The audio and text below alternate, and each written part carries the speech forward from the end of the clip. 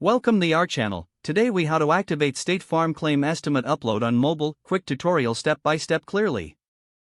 Open the State Farm mobile app on your device. Log into your account with your username and password.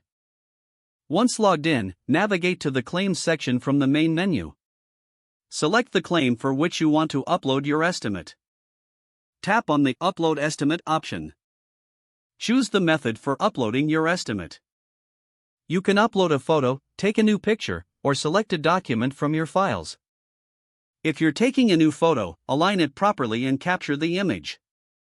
Review the photo or document to ensure it's clear and complete. Once satisfied, tap on Upload to submit your estimate. You will see a confirmation message indicating your upload was successful.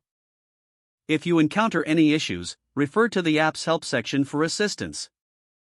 If the page does not load, refresh the browser or try again in a private or incognito window. Make sure you are using the correct email address, then retype it carefully to avoid small typos. If your password is not accepted, use the reset option and create a new strong password you can remember.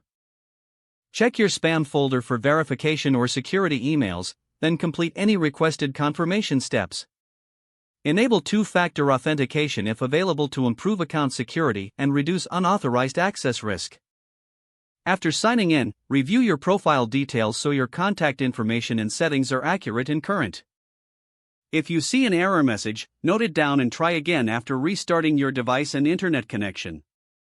Log out when you finish, especially on shared devices, to keep your account and payment information secure.